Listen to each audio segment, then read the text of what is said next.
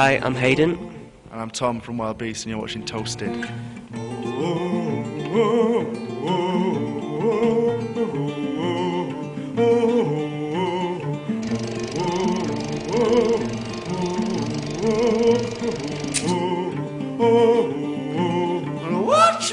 Watch me, the bell of the ball.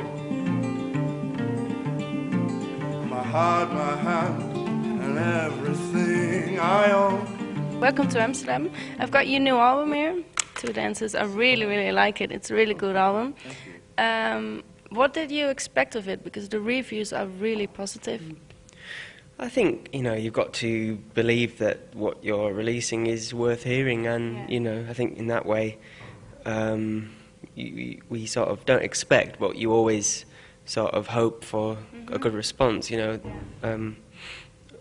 think we learned very quickly that in this, being a musician, that you have to stand by what you do 100%, and you have to have a reason and be completely sure about everything, because you will be questioned on it. So in that sense, we were comfortable with having people judge it, because we felt it was worthy, And we are the boys.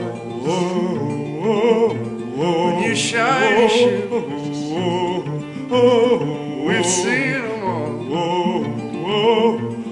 We've chosen you. You had quite a tough time recording it. It seemed quite lonely with 5 platinum albums of The Darkness on the wall. Can you tell me a little bit about how you recorded and what it was like?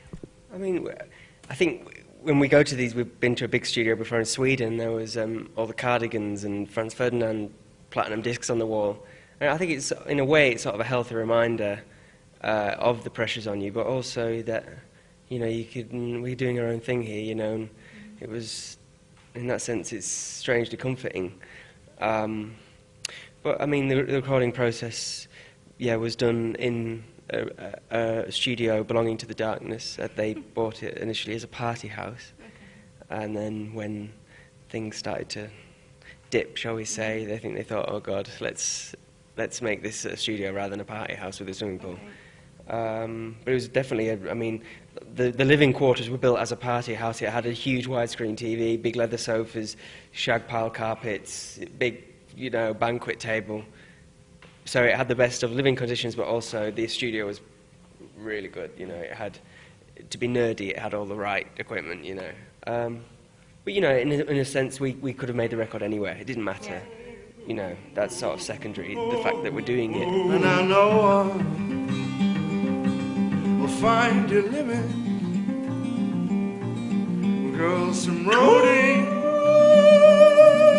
girls from shipping, girls from Hounslow, girls from Whitby, your candid queen. Let me show my darling what that means. This album sounds much more like a pop record compared to the first album, which was more a bit theatrical. Is that a conscious decision?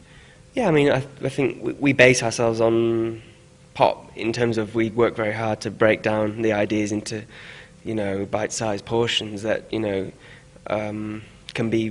can make our point in 4 minutes. Basically, is the fundamental requirement, and I think it's quite it's a hard thing to do, to simplify big ideas, and maybe we just got a bit better at it. Oh, watch me.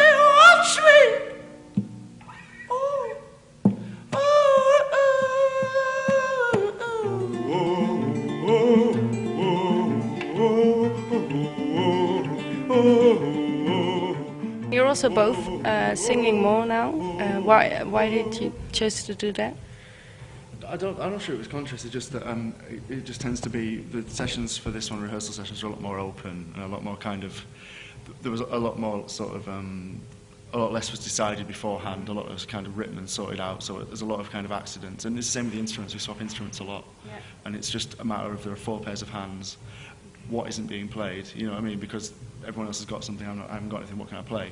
And it's that's a lot of how the album came about. Was this kind of sharing duties and swapping duties and that sort of thing, and just kind of being more a collective rather than having a select row. It's more a collective of musicians. You know what I mean? Okay. Like how